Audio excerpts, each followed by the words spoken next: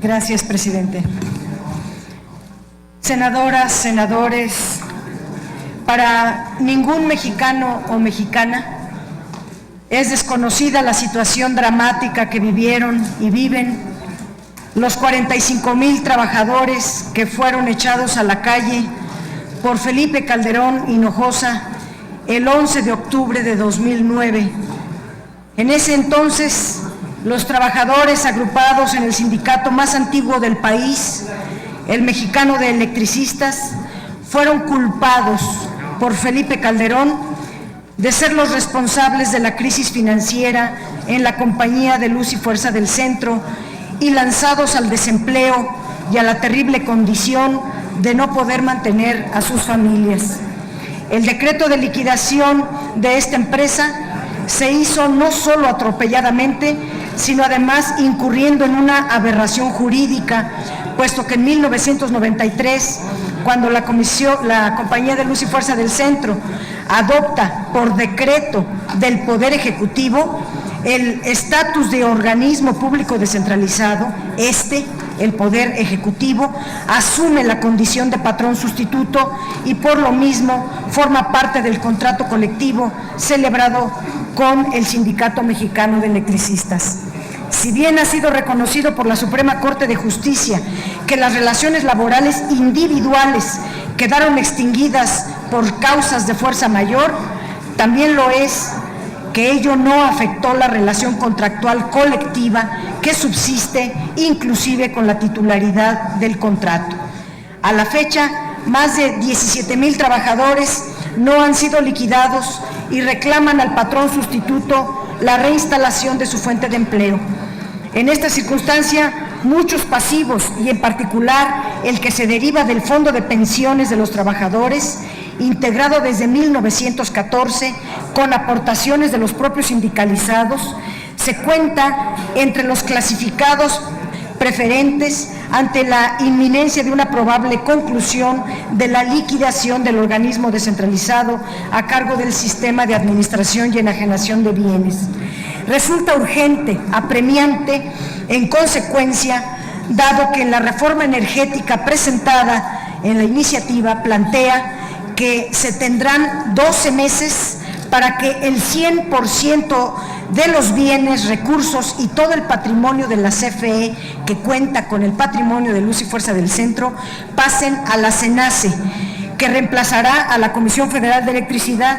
Urge, por lo tanto, restituir al verdadero comodatario todavía la Compañía Luz y Fuerza del Centro los activos que le pertenecieron, de modo que esté en capacidad de cubrir los adeudos laborales relacionados con los derechos jubilatorios y el fondo respectivo, que han quedado pendientes y que forman parte de las obligaciones irrenunciables contenidas en el contrato colectivo en vigor. Entre las irregularidades cometidas por el gobierno de Felipe Calderón, se cuenta haber intervenido la Luz y Fuerza del Centro bajo el supuesto de que se trataba de una sociedad mercantil, figura que se había terminado desde 1993 para dar paso a la figura de un organismo público descentralizado. Por lo tanto, el acto referido debió haberlo autorizado el Congreso, no un decreto del Ejecutivo. La maniobra de Calderón tuvo evidentemente la finalidad de evitar que la decisión fuera sometida al Congreso, con lo que, entre otras cosas, se podría haber contribuido a enlistar a los verdaderos responsables de la quiebra técnica de la Compañía de Luz y Fuerza del Centro, es decir, quienes la administraron por designación presidencial. Un mecanismo de cierre y transferencia estrictamente legal de la Compañía de Luz y Fuerza del Centro hubiera puesto al descubierto el verdadero móvil de la turbia maniobra del gobierno panista: ocultar el contrato de fecha 18 de diciembre de 2007 con la empresa WL Comunicaciones SADCB.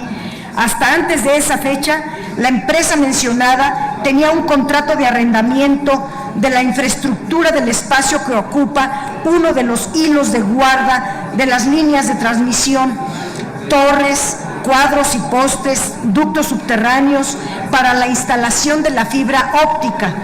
El día mencionado se convirtió en un contrato mediante el cual dicha empresa adquirió la propiedad de las mismas a cambio de un pago de derechos anual de 50 pesos por poste o torre y 500 pesos por kilómetro o fracción de ducto.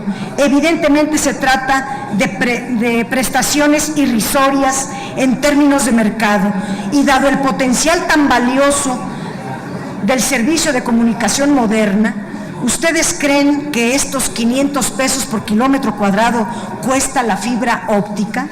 ¿Cuántos dólares de ganancias han dejado a estos exsecretarios de Energía este contrato? La secrecía con la que actuó Calderón tenía por propósito ocultar al menos dos datos fundamentales. Uno, los propietarios de WL Comunicaciones SADCB son nada menos que Ernesto Martens y Fernando Canales Clarión, ambos exsecretarios de Energía en los gobiernos panistas.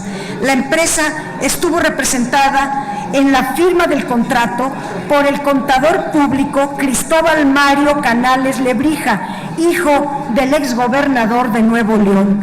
Dos, el contrato colectivo del SME y la Compañía de Luz y Fuerza del Centro que subsiste establece en la cláusula 111 que la infraestructura de la empresa para ser utilizada en la implementación de fibra óptica es materia de la relación laboral colectiva.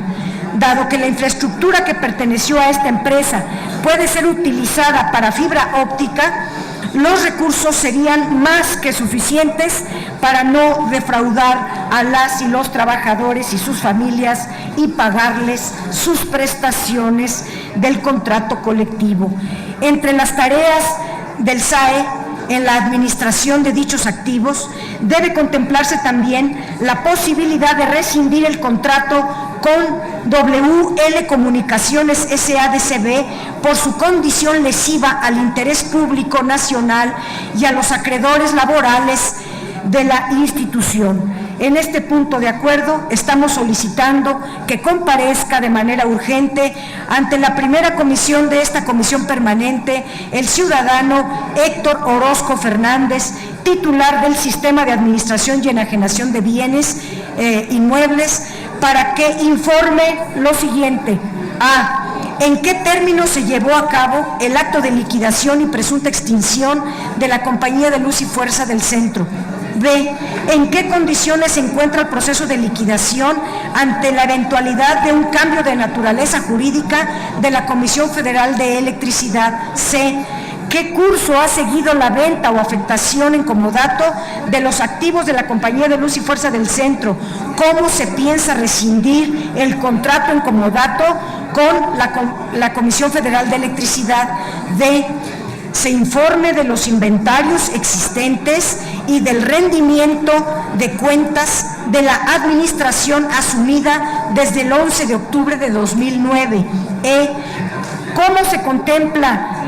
¿Cómo contempla su administración cumplir con las obligaciones contractuales con los trabajadores y, en primer lugar, la entrega del fondo de pensiones? F. Y última, para el cumplimiento de esas obligaciones, ¿se contempla el rescate del activo del uso de la infraestructura de la empresa para la conducción de la fibra óptica? Estas y muchas otras preguntas tiene que contestar el actual director general del SAE. Es cuanto, senadoras, senadores, presidente.